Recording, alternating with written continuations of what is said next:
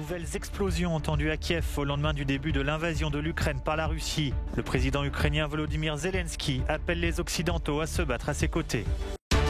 Les premiers réfugiés ukrainiens ont commencé à affluer dans les pays voisins. Depuis le début de la guerre, plus de 15 000 personnes ont déjà traversé la frontière polonaise. Sergueï Lavrov, le patron de la diplomatie russe, accuse les Occidentaux d'avoir couvert des crimes dans l'est de l'Ukraine et d'être responsables de la guerre.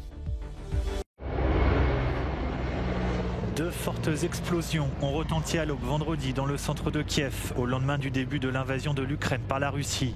Après une journée d'invasion, le président ukrainien Volodymyr Zelensky affirme que 137 civils et militaires ont été tués et que la Russie a infiltré des saboteurs dans le pays. Mais il y a autre chose. Nous sommes seuls à défendre notre nation. Qui est prêt à se battre avec nous? Je ne vois personne. Qui est prêt à donner à l'Ukraine une garantie pour rejoindre l'OTAN? Tout le monde a peur. L'Ukraine a aussi confirmé que la Russie avait pris le contrôle de la zone d'exclusion de Tchernobyl. Et certains rapports indiquent que l'armée russe détient le personnel en otage, ce qui n'a pas tardé à faire réagir la Maison-Blanche. Cette prise d'otage illégale et dangereuse qui pourrait bouleverser les efforts nécessaires pour maintenir et protéger l'installation de déchets nucléaires est évidemment incroyablement alarmante et préoccupante. Nous la condamnons et nous demandons la libération des otages. Selon des sources militaires occidentales, l'armée russe se rapprocherait de Kiev avec l'intention de faire tomber le pouvoir en place et d'installer un gouvernement favorable à Moscou. Vladimir Poutine continue de son côté à tenter de légitimer cette invasion. Ce qui se passe en ce moment, ce sont des mesures forcées. On ne nous a pas laissé d'autres moyens de procéder. Selon certains rapports, l'armée russe rencontrerait plus de résistance que prévu, alors que le gouvernement ukrainien a ordonné à chaque homme de 18 à 60 ans de rester en Ukraine et de défendre le pays. De leur côté, les civils tentent de se protéger. Selon le maire de Kiev, Vitali Klitschko, 3 personnes ont été blessées, dont une grièvement par des débris de missiles tombés dans un quartier résidentiel du sud-est de la capitale ukrainienne. Quelques heures après le début de l'offensive russe sur l'Ukraine, notre envoyé spécial Valérie Goria est allé à la rencontre des habitants de Kiev dans une capitale qui est comme figée.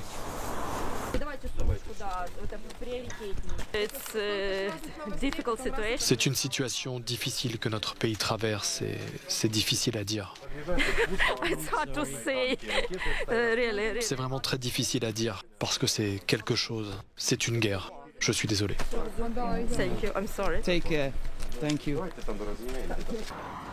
Dans le centre inhabituellement désert de la capitale, quelques personnes se sont rassemblées sur la place Maïdan pour envoyer un message au monde entier. Nous voulons donner l'exemple, montrer qu'il ne faut pas s'inquiéter, qu'il faut résister à l'agresseur par tous les moyens, au minimum en affichant notre position. Il faut que les gars qui sont en première ligne ne se sentent pas oubliés. Ils ne doivent pas avoir l'impression que nous ne nous préoccupons pas d'eux, car ce n'est pas le cas. Nous voulons montrer à tous les gens, au monde entier, que nous n'avons pas peur. Nous allons attendre et voir. Et si nous devons le faire, nous défendrons notre pays. L'Ukraine appelle le monde à créer un front anti-Poutine pour le contraindre à la paix. Je veux que cela soit entendu non seulement par les Ukrainiens, mais aussi par les Russes et même par Poutine. Si la Russie et les États-Unis utilisent des armes nucléaires, alors les espoirs s'effondreront complètement. Cela ne doit pas se produire. Faites-le reculer.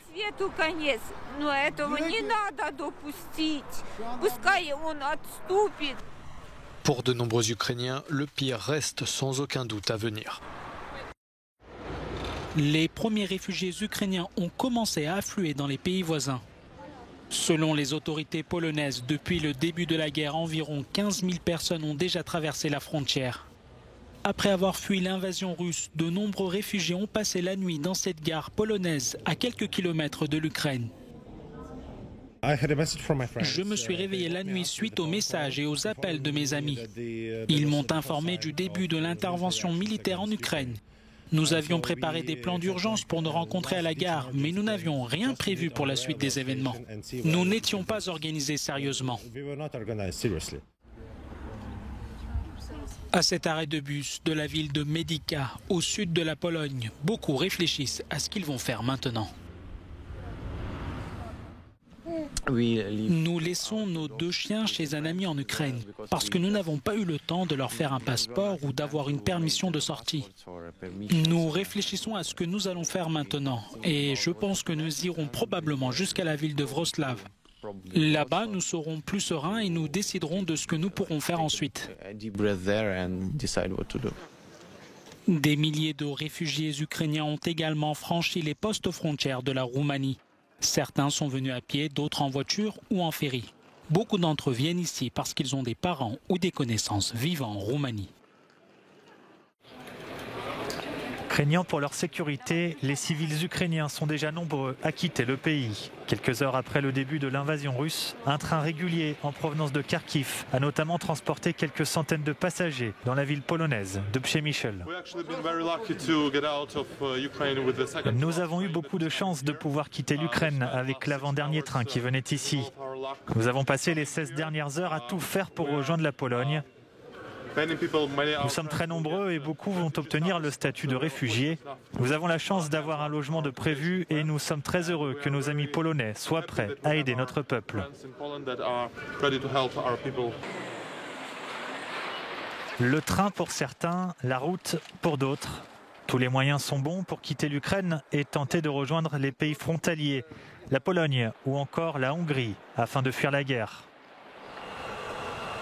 À l'est du pays, à proximité des zones contrôlées par les séparatistes soutenus par la Russie. Là encore, nombreux sont ceux qui choisissent l'exil pour éviter le pire.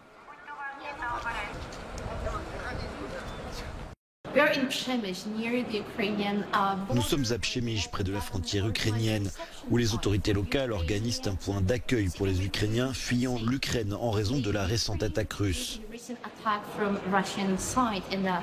Jusqu'à présent, selon le maire de la ville, environ 5000 personnes ont traversé la frontière dans la région.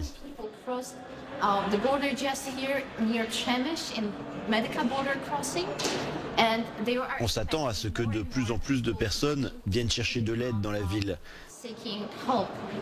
Comme nous le savons, pour le moment, environ 10 à 20 km de bouchons se sont formés de l'autre côté de la frontière pour passer par voie terrestre.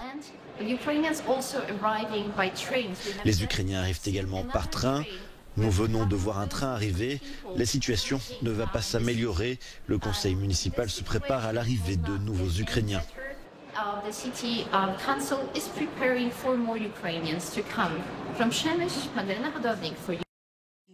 Le patron de la diplomatie russe, Sergueï Lavrov, a donné une conférence de presse ce vendredi matin. L'indéboulonnable ministre des Affaires étrangères de Vladimir Poutine continue de justifier l'offensive par un supposé génocide contre la minorité pro-russe dans l'est de l'Ukraine. Toutes ces années, nos collègues occidentaux ont constamment défendu le régime ukrainien, fermant les yeux sur les crimes militaires contre la population civile, fermant les yeux sur le meurtre de femmes, d'enfants, de personnes âgées, sur la destruction des infrastructures civiles et encourageant silencieusement le développement rapide du néonazisme et de la russophobie, ce qui a finalement plongé le pays dans la tragédie.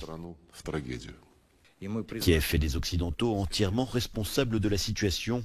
C'est également la ligne de défense de l'un des représentants des militants pro-russes en déplacement à Moscou. Nous n'avions pas le choix. Les pourparlers de paix qui se déroulaient à Minsk ont été complètement bloqués par l'Ukraine. Le rejet absolu de toute forme de dialogue avec nous sur le site de Minsk, le rejet absolu du respect des obligations que l'Ukraine a signées auparavant. Voilà les circonstances qui ont conduit à la situation actuelle, lorsque nous nous sommes tournés vers la Fédération de Russie pour obtenir de l'aide. Selon Sergueï Lavrov, l'objectif de la guerre est toujours de faire chuter le gouvernement que Vladimir Poutine qualifie de nazi et de démilitariser le pays, en aucun cas d'occuper l'Ukraine.